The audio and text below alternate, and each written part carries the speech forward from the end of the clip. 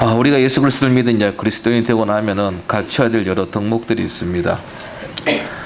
그 가운데에 오늘 설교 제목처럼 겸손과 섬김이 꼭 필요합니다. 예수님께서 우리에게 이 겸손과 섬김을 보여주셨습니다. 그분은 정말로 겸손한 분이셨습니다. 그리고 그분은 우리에게 섬김의 본을 보여주셨습니다. 친히 제자들의 발을 씻으시는 그런 본도 보여주셨던 것입니다.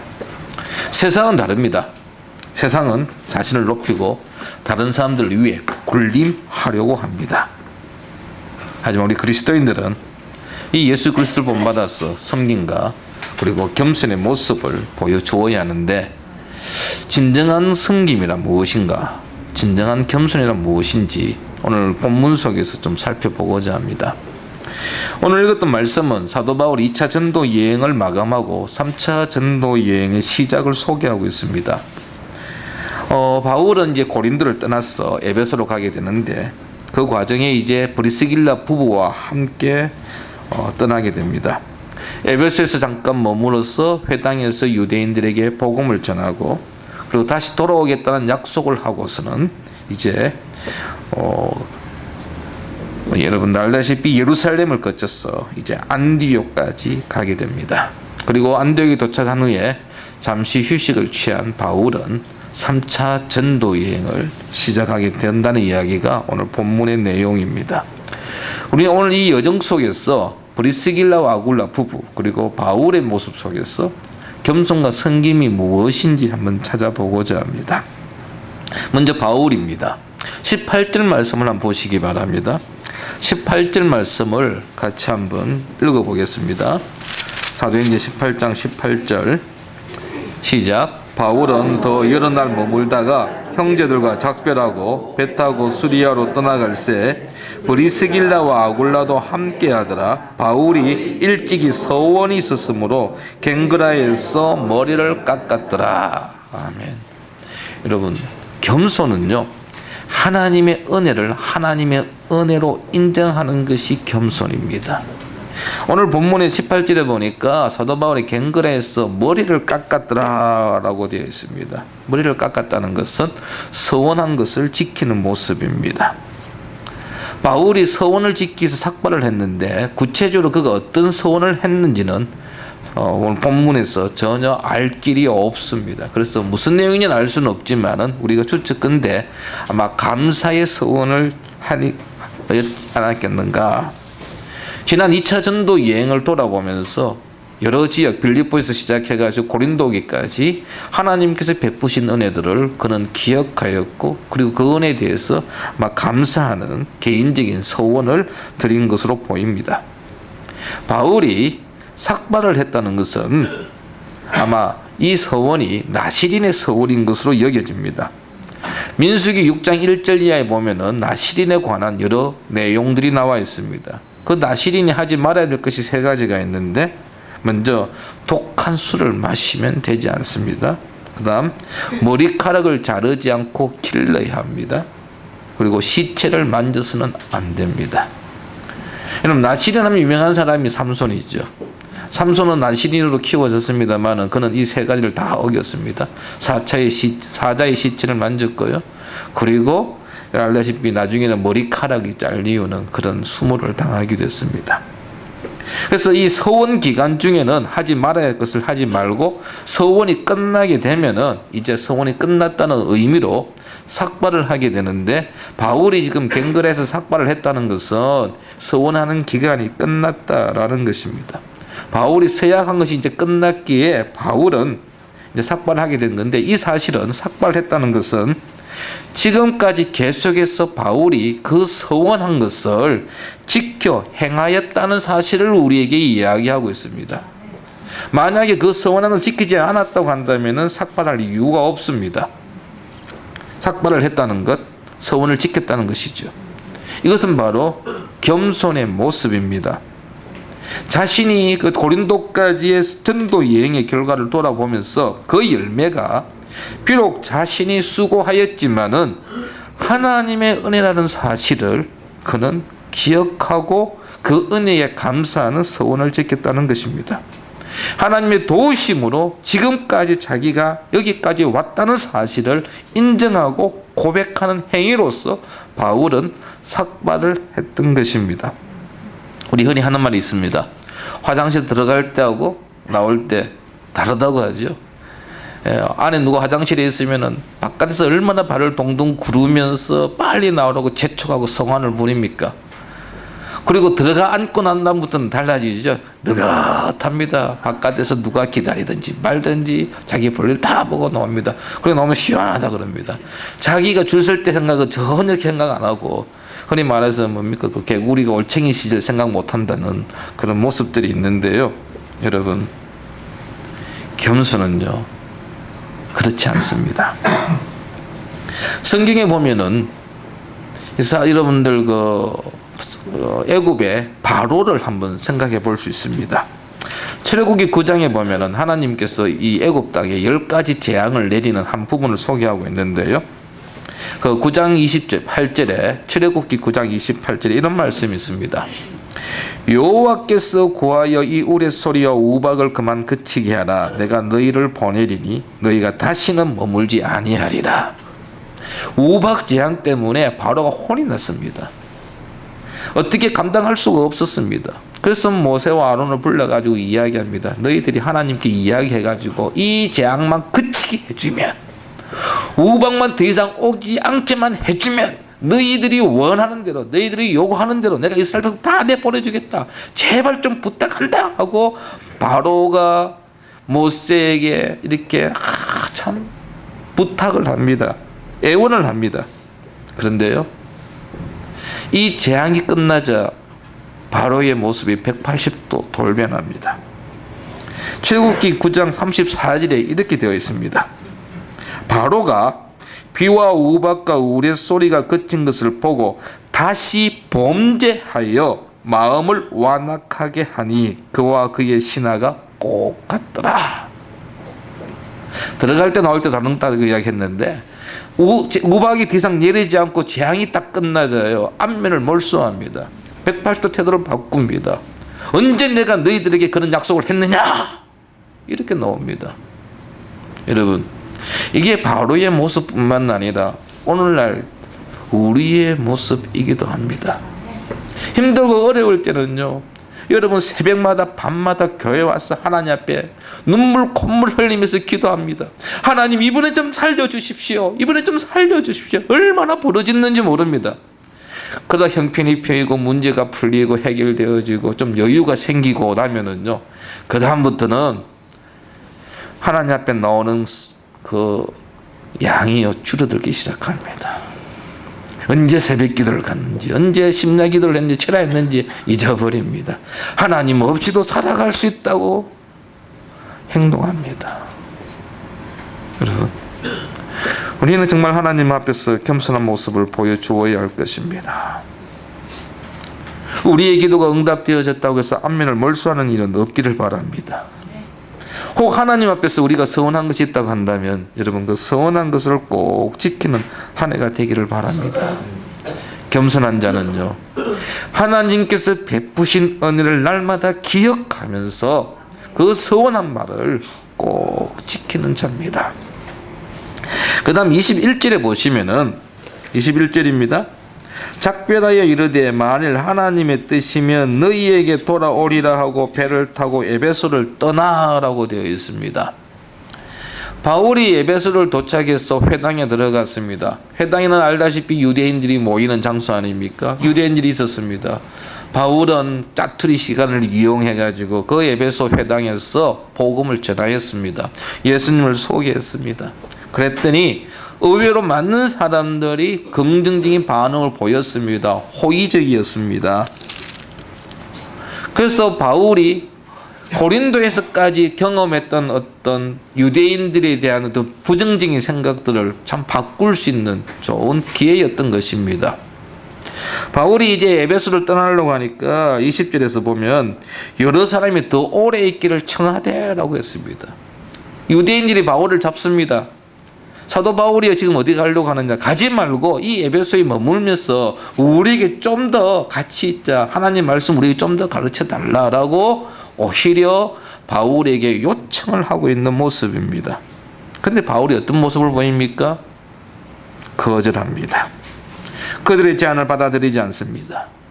하나님의 뜻이라고 한다면 내가 다시 돌아오겠다라는 약속을 하면서도 그는 에베소를 떠납니다. 그는 떠나면서 브리스길라 부부에게 이 에베소 교회를 맡깁니다. 여러분, 이 에베소에서는 바울에 대한 핍박이 언급되어 있지 않습니다. 유대인들의 반대가 거론되고 있지 않습니다. 한마디로 말하면은 참 좋은 형편입니다. 좋은 상황입니다. 그러면은요, 떠나기가 싫습니다. 더 있고 싶습니다. 그런데 바울이 떠났다는 사실입니다. 그리고 그 교회를 브리스길라 부부에게 양도합니다. 넘겨줍니다. 부탁합니다. 자신의 일을 다른 사람에게 양도해 준다는 것이 결코 쉬운 일은 아닙니다. 끝까지 쥐려고 하는 게 우리 속성입니다. 그것도 잘 되면 뭐합니까? 더 안 넘기려고 합니다. 더 안 넘기려고 합니다. 잘 안 되면 빨리 손 틀고 떠나기를 바라지만은 잘 되면은 뭐합니까? 계속 거기에 안주하면서 더 있기를 원합니다. 하지만 바울은 브리스길라 부부를 신뢰하고 그들에게 맡겼다라는 사실입니다. 겸손한 사람은 욕심을 부리지 않습니다. 욕심을 부리지 않습니다. 겸손한 사람은 다른 사람의 능력과 재능을 인정합니다. 겸손한 사람은 다른 사람들 가지고 있는 그 능력을 최대한 발휘할 수 있도록 돕습니다. 자기만이 할 수 있다고 주장하는 것은 어찌게 보면 독선이며 교만입니다. 여러분, 혼자서 모든 일을 다 하려고 하지 마십시오. 특별히 여러분 교회에서 일함이 있어서 내가 빠지면 아무도 할 수 없어, 내가 해야 돼 이래가지고 참 여러분 여러 일들을 감당하시는 분들이 간혹 있어요. 그런데 여러분 주변에 보면은요, 그 일을 내가 아니고도 할 수 있는 사람들이 있습니다. 자신 눈으로 보면 조금 미흡합니다. 좀 부족합니다. 그래서 어떤 경우를 보면 뒤로 물러났음에도 불구하고 계속해서 개입합니다. 간섭합니다. 그렇게 하지 마라. 이거는 올바른 섬김의 모습이 아닙니다. 마음에 들지 않아도 맡길 수 있는. 왜냐하면은요, 주님의 일은 주님께서 그 사람을 통해서 하시는 것이지 그 사람이 하는 것이 아닙니다. 사람이 하는 일 같으면요, 능력 있는 사람, 뛰어난 사람이 해야 되겠죠. 주께서 하시기 때문에 여러분 어떤 일을 하든지 간에 믿고 맡길 수 있는 그런 모습들이 있어야 한다는 것입니다. 이게 진정한 겸손이요 섬김의 모습입니다. 그 다음 여러분 바울에게 23절 말씀을 한번 보십시오. 23절 말씀을 보시면은 얼마 있다가 떠나 갈라디아와 부르기아 땅을 차례로 다니며 모든 제자를 굳건하게 하니라 했습니다. 3차 전도 여행의 시작을 알리는 구절입니다. 2차 전도 여행을 마친 바울은 잠시 쉼을 가진 후에 3차 전도 여행을 시작했습니다. 그런데 그 이유와 그 목적을 23절에 밝히고 있는데 모든 제자를 굳건하게 하니라 되어 있습니다. 굳게 하다는 것은 세운다는 의미입니다. 강하게 한다는 것입니다. 사도 바울이 3차 전도 여행을 시작한 1차적인 목적은 자신이 1차와 2차 전도 여행 때에 세웠던 교회들, 그리고 예수 그리스도를 자신의 구주로 고백해서 이제 그리스도인 된, 어떻게 보면 그 신앙에 있어서는 아주 초보자 수준에 있는 그 흩어져 있는 여러 그리스도인들을, 예수 믿는 사람들을 세우기 위해서, 성장시켜 주기 위해서, 우리가 달리 표현하면은 양육하기 위해서 3차 전도 여행을 시작했다라는 것입니다. 바울은 전도하고 복음의 씨앗을 뿌리고 교회를 세우고 그걸로 끝나지 않았습니다. 비록 그 지역을 떠나왔지만은 그 지역에 대해서, 그곳에 있는 그리스도인에 대해서 바울은 계속해서 관심을 가지고 있었고 그 사람들을 위해서 기도하고 있었습니다. 우리가 잘 알고 있는 로마서부터 시작되는 바울 서신들이 바로 그런 관심의 표현들이 아닙니까? 그리고 그 서신들을 보면 알겠지만은 그 지역의 교회를 위해서, 그 교인들을 위해서 바울은 나는 기도한다는 표현들이 얼마나 많이 있습니까? 바울은 복음의 씨앗을 뿌린 것으로 만족하지 않았습니다. 그것으로 끝나지 않았습니다. 복음의 씨앗을 들은 사람이 온전히 성장할 수 있도록 그는 자신이 할 수 있는 모든 것들을 동원했고 이제는 찾아가서 그들을 돌보기를 원했다라는 사실입니다. 이것은 끝까지 책임지는 섬김의 모습입니다. 섬김의 모습. 우리의 섬김이 한순간의 섬김으로 끝나지 않기를 바랍니다. 여러분, 우리가 주님을 섬김에 있어서 이제 내가 나이 들었으니 내가 뭐 할 수 있겠노 하고 뒷짐지는 분 물론 없는 줄 압니다. 주님 앞에 가는 그날까지 우리는 섬김의 모습을 보여주어야 합니다. 혹 지금 여러분 주위에 우리 교회는 비록 나오지 않는다 할지라도 우리의 전도로 인하여서 신앙생활하고 계신 분이 있다고 한다면 우리는 그 사람을 위해서도 계속해서 기도하고 교제해야 합니다. 내가 교회로 데리고 와서 이제 뭐 해줬으니 이제 목사님께서 알아서 하십시오, 저는 모르겠습니다 하고 방관할 것이 아니라 그 사람이 온전한 그리스도로 성숙되어지는 그날까지 계속해서 기도해 주어야 한다는 것입니다. 이런 섬김의 모습이 저와 여러분에게 있기를 바랍니다.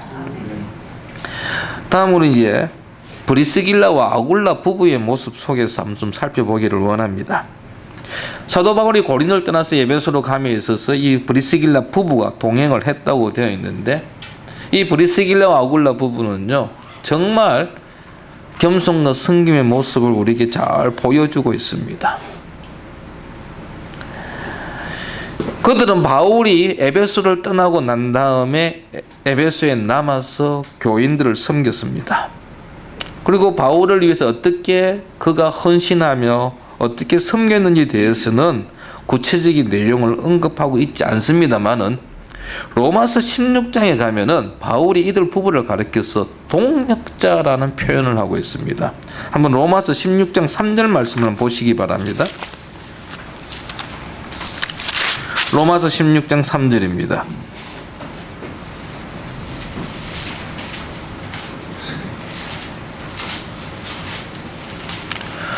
로마서 사도행전 다음이죠. 예, 로마서 16장 3절 말씀 같이 한번 읽어보겠습니다. 너희는 그리스도 예수 안에서 나의 동역자들인 브리스가와 아굴라에게 문안하라. 아멘. 바울이 이제 로마서를 마무리하면서 여러 사람들의 이름을 이 16장에 언급하고 있는데 그 중에 앞서서 어떻게 보면은 뭐 가장 먼저라고 할 수 있는데 브리스게와 아굴라를 향하여 동역자라는 표현을 쓰고 있습니다. 동역자, 함께 일한 자라는 의미입니다. 서로 협력해서 함께 일한 자입니다. 이 브리스길라 아굴라 부부가 바울을 만난 것은 고린도였습니다. 그리고 그곳에서의 큰 힘이 되어 주었습니다. 그런데 여러분, 브리스길라와 아굴라 이 부부가요 여유가 있고 형편이 넉넉해서 바울을 도와준 것은 아닙니다. 왜냐하면은 브리스길라와 아굴라가 고린도에서 바울을 만났을 때에 그들의 부부의 형편은요 정말 힘들고 어려울 때였습니다. 이 사람들의 근거지는 로마였습니다. 근데 당시에 황제였던 글라우디오가 나사렛 칙령을 발표합니다. 로마에 살고 있는 모든 유대인들은 떠나라는 것이었습니다. 강제 추방을 당해가지고 고린도에 왔습니다. 그러니까 그들도 지금 고린도에서 새로운 생활을 시작하는 찰나에 지금 바울을 만났던 것입니다.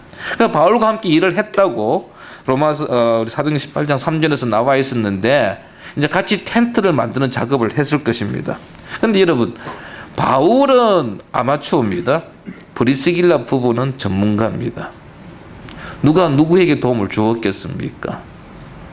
브리스길라는 생계를 위해서 일하는 사람들입니다. 바울에게서는 부업이었습니다.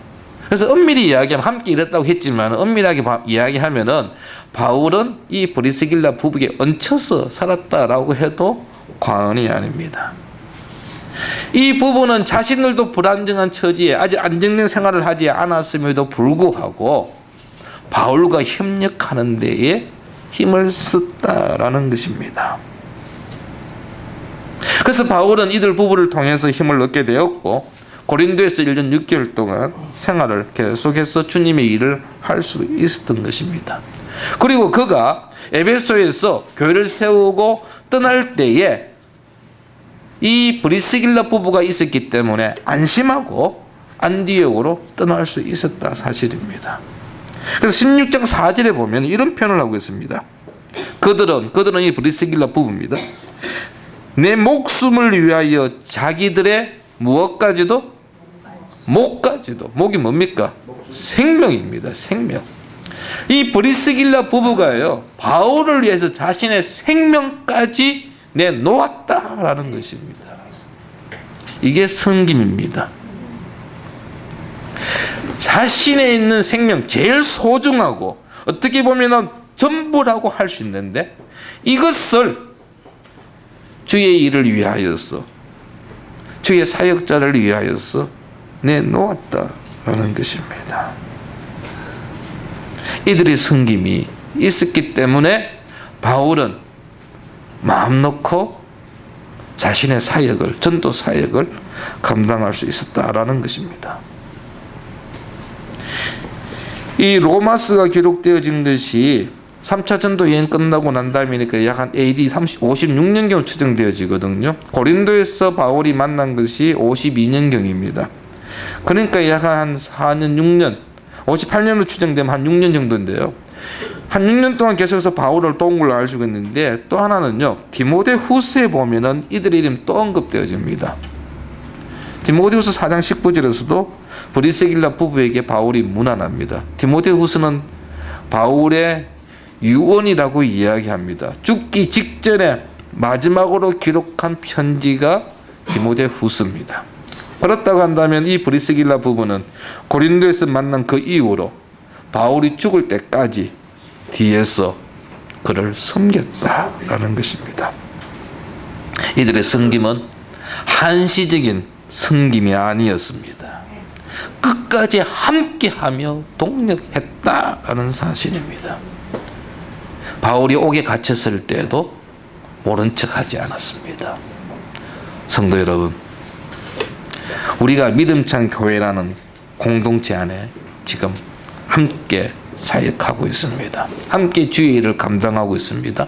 하나님께서 이 교회에 맡기신 일을 우리는 지금 함께 하고 있습니다. 이 자리에 있는 여러분 모두가 끝까지 함께 주님을 섬기기 원합니다. 여러분의 다음 세대가 이 교회에서 계속해서 함께 주의 일에 동력하기를 바랍니다. 이런 섬김이 우리에게, 우리 후손들에게, 우리 다음 세대에게 이어지기를 바랍니다. 이어지기를 바랍니다. 참 요즘 교회 떠나기가 얼마나 좋습니까? 참 교회 떠나기 좋습니다. 그냥 아침에 일어나서 차 타고 오다가 옆으로 싹 돌리면 얼마나 많은 교회들이 있습니까? 좋은 소문난 교회 있습니다. 제가 오늘 여기 앉아보니까 뒤에 등이 얼마나 차운지요. 참 그렇더라고요. 그런데 오늘 같은 시설 좋은 데 가면 정말 빵빵하거든요. 아마 들어가는 순간 이 입고 있는 코트를 다 아마 벗어야 되는 그런 어떤 시설 좋은 교회도 있습니다. 저보다 설교 잘하는 목사님들 얼마나 많습니까? 여러분들 인터넷이나 TV를 통해서 들을 수 있지 않습니까? 그럼에도 불구하고 여러분이 이 자리에 앉아 있는다는 것 함께 하기 위함이라고 한다면, 정말 이 교회에서 함께 주님을 섬기기 원해서 이 자리에 앉아 있다고 한다면 끝까지 이 브리스길라 부부처럼 함께 헌신하는 귀한 은혜가 있기를 바랍니다. 이 브리스길라 부부의 겸손과 섬김은요, 오늘 읽지는 않았지만 26절에 보면 또 나타나고 있습니다. 다다음 주에 이제 유 목사님께서 이제 이 본문을 가지고 또 여러분들하고 함께 말씀 나누겠는데요. 26절 말씀에 보면은 그가 회당에서 담대히 말하기 시작하거늘 브리스길라와 아굴라가 듣고 데려다가 하나님의 도를 더 정확하게 풀어 이르렀더라라고 되어 있습니다. 바울이 떠나고 난 다음에 브리스길라와 아굴라 부부가 이 에베소 지역을 이제 감당하고 있는데 알렉산드리아 출신인 아볼로라는 사람이 여기에 왔습니다. 성경학자입니다. 그래서 이제 강단에서 가지고 이 에베소 교회 성도들에게 하나님의 말씀을 전파합니다. 그런데 이 말씀이 뭔가 2%가 부족했습니다. 그 아볼로의 가르침이 완전하지를 못했습니다. 그는 베드로가 가르치던 회개의 세례에 대해서 몰랐던 것입니다. 이 아굴라 부부가 브리스길라 부부가 아볼로의 설교를 듣는 가운데 부족함을 알았습니다.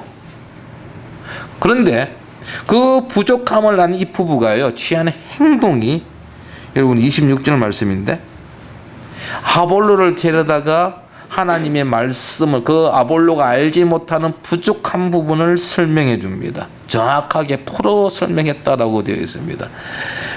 평신도가 목사님 불러가 가지고 하나님의 말씀을 설명해 준 겁니다. 당신 지금 이 부분을 이렇게 설명했는데 이거는 맞지 않다. 이 말씀이다 라고 이야기한 겁니다. 아볼로가 입장에서 볼 때는 참 난감한 입장 아닙니까? 그런데요, 이 브리스길라 부부가 이 이야기를 할 때에 대놓고 공개적으로 하지 않았다는 사실입니다. 데려다가 되어 있죠. 자기 집에 모시고 갔다는 이야기입니다. 은밀하게 이 일을 추진했다는 것입니다. 여러분, 목회자에게 장점만 있는 게 아닙니다. 여러 단점들이 있습니다. 부족한 부분들이 있습니다. 그것을 한 번씩 이제 개인적으로 발견할 때가 있습니다. 어떤 태도를 취하십니까? 브리스길라는요, 조용히 개인적으로 만나서 그 부분을 해결했습니다. 공개적으로 떠들지 않았습니다. 비난하지 않았습니다. 지적하지 않았습니다. 이런 어떤 섬김의 모습이, 겸손의 모습이 이 브리스길라 부부에게서 볼 수 있다는 사실입니다. 겸손과 섬김, 이 두 가지는 우리가 꼭 가져야 될 덕목입니다. 예수 그리스도께서는 겸손과 섬김의 중요성을 당신의 몸을 통해서 우리에게 분명하게 보여주셨습니다. 하나님이심에도 불구하고 우리를 구원하기 위하여 친히 인간이 되셨습니다. 마지막까지 주어진 임무를 그분은 완수하셨습니다. 예수님은 우리에게 섬김을 받아야 할 뿐이지 우리를 섬겨야 할 뿐이 아니지 않습니까? 그럼에도 불구하고 그분은 우리를 온전히 섬겼다는 사실입니다. 우리의 삶이 바로 이 섬김과 겸손의 삶이어야 한다는 것입니다. 혹 우리의 이름을 내기 위하여 수고하고 있지는 않습니까? 누구로부터 인정받기 위하여 애쓰고 있지는 않습니까? 누가 나를 인정하지 않는다 할지라도, 내가 한 일에 대해서 누가 알아주지 않는다 할지라도 여러분 원망하거나 불평하지 마십시오. 왜냐하면 옆에 앉아있는 분은 몰라도, 앞에 있는 목사는 몰라도 하나님은 알고 계십니다. 하나님이 알고 계시는데 무엇을 걱정하십니까? 하나님께서 상 주실 것인데 이 땅에서 인정받지 못했다고, 칭찬받지 못했다고 해서 뭐 그리 안타까워 하시겠습니까? 하나님만을 바라보고 겸손과 섬김의 태도를 잃지 않기를 바랍니다. 낮아짐의 겸손에서 섬김이 나옵니다. 그리고 그 섬김은 사랑입니다. 오늘 또 우리의 주변을 돌아보면서 겸손히 섬기는 우리 모든 성도들 되기를 축원합니다. 아버지 하나님,